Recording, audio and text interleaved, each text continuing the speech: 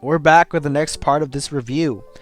So, she finds a note and she opens it, and it turns out to be an autopsy report of Nick. She walks over to him and he's like, "What is this?"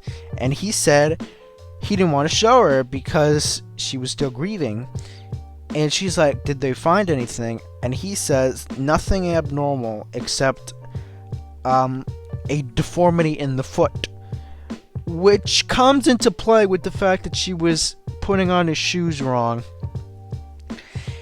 But he says that it had nothing major to do with anything. Later on, he finds those pictures again, and he starts to put the pieces together. We actually see a flashback of her putting on Nick's shoes while he's crying. Oh, by the way, I forgot to mention this. Earlier, she had actually heard the voice of Nick calling for her around the place while she was doing stuff. She went outside to try to look for him, and she actually found a Nick that was in the cabin playing with some wood. But the crying was not coming from him. It more or less seemed like it was coming from the woods itself. Anyways, after that, we go back to the thing. He puts the pieces together. He goes back to the notebook and he writes at the top. He writes in the middle of the fear chart, "Me," saying that she's afraid of herself. As he does, she comes up from behind him and slams a piece of wood onto him, knocking him to the ground. She starts to attack. She had actually attacked him earlier when he was getting a glass of wine for some reason. And this time, he attacks her again. She attacks him again, and takes off his pants, and takes off her own pants, and forces herself onto him. He pushes her off, so she takes the same plank of wood and smashes it down onto his genitals, causing him to pass out. Every guy in the room just felt that.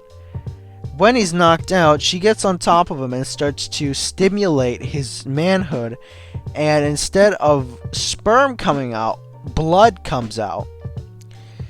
So she then... The whole reason she had attacked him was because she thought he was leaving her, which, I mean, yes, do that. Don't stay here any longer.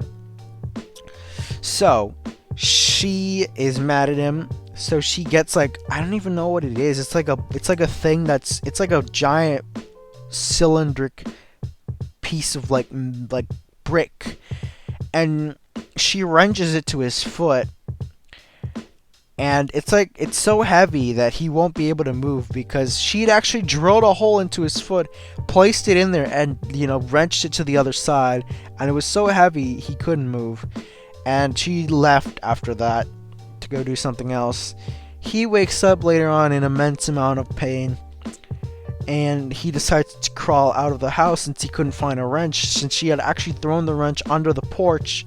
He leaves and crawls away. She comes back. It's actually very foggy now. It's like Silent Hill cranked up to a 10. She comes back and she finds out he's not in there, and she goes ballistic. She's screaming around the whole forest, telling him to come back, calling him a bastard, saying that he's leaving her, which, I mean, yes, he is leaving you. He crawls into the hole that she had found earlier and stays there while she's looking for him. He lights a match and sees that a crow has been buried under the dirt. He unburies it, and the crow is dead until it decides to come back to life and start cawing. So he gets a rock and smashes its head and kills it. But it actually comes back to life and continues to make noise, and the noise actually leads her to him. And she finds him and she tries to pull him out of the hole, and he's desperately trying to kill the crow, but it will not die.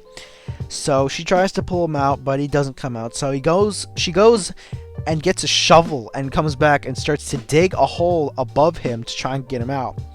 And it's just fruitless, because in the next point it is dark. I don't remember when the third stage, which is despair. I don't know if it started already or not, but somewhere along here despair started. She just she has given up. She says sorry and pulls him out from under the porch. From out of the cave, and drags him back to the house. He asks her, "Did you want to kill me?" And she says, "Not yet, because the 3 beggars haven't arrived." What are the 3 beggars? And she says that the 3 beggars are people. Like, when the 3 beggars arrived, someone has to die. And earlier, he had actually gone up to the attic while she was sleeping. I keep forgetting shit. And he had actually found posters of women from the Middle Ages being killed. Because, back then, a lot of women were accused of being witches, so they were just being slaughtered. And he finds pictures of that, and she finds her thesis. And the more he flips through the thesis, the more messed up the letters have become, that it's not even letters anymore, it's just scribbles. I didn't bother to read what the thesis was about, but it's probably something important. Anyways, after that, he just passes out because he's tired and he's just done. So she goes, and this is one of the reasons why this movie is so infamous. I was cringing when this scene started because I knew it was going to happen, but when it happened, it wasn't as bad as I thought it would be. It's like a shot. It's like a needle. She goes and gets a pair of scissors, and she grabs his hand and starts to stimulate herself. Oh, God, I keep forgetting. This is a very important scene. Earlier, while they were having sex, she actually told him to hit her, and he said no. And so she took this as a sign that he didn't love her, and he says, "I probably don't love you." So she gets off him and leaves and goes into the woods and, starts to do the job herself. He followed her and decided to finish the job that he had already started. And while they were doing it, the camera pans out to show that the tree is full of dead bodies. Just full of dead bodies. So, back to the scene that is about to happen. She takes a pair of scissors, and this is the reason why scissors are on the cover art of this movie. If you have the right cover art. She stimulates herself with his hand one final time before taking the scissors and cutting her thing. Her own mini little schlong. Her own rubber. Her own little nipple. Yup. And she screams as it bleeds. And it's about around this time that he's starting to wake up. And she actually goes outside. And what did she even do outside? I think she just curled up. She's bleeding a lot. So he wakes up and he looks outside and there are stars, and then constellations appear on the stars of 3 animals. A deer, a fox, and a crow. All 3 of them representing the 3 stages of grief. I know there are 5, but there are only 3 in this movie. I think there are 5. So he puts it all together. This is what's been happening, and then the whole gang appears. The deer is there. The fox runs into the house. And we actually see in a flashback, I guess you would call it that, but no one's really flashing back, that she had actually watched Nick fall out of the window, but she didn't do anything. Why? I don't know. But the whole gang is there. The deer, the fox, but there's one more missing. He hears crowing coming under the boards beneath him and smashes the boards, and not only does he find the crow, which jumps out and flies over to the rest of the gang, but also finds the wrench. He unwrenches his foot, but while he's doing it, she gets up and stabs him in the back with the scissors, and he pushes her off, and he has completely taken the thing off of his foot, and he is pissed because he goes up to her and he strangles her. He pushes her against the wall and strangles her so hard her eyes bleed and she dies. That's it. He takes her outside and actually lights her on fire after pouring her with gasoline and putting trees all over her.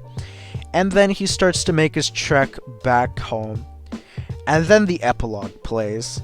The epilogue goes back to being black and white like the beginning of the movie and has the same music.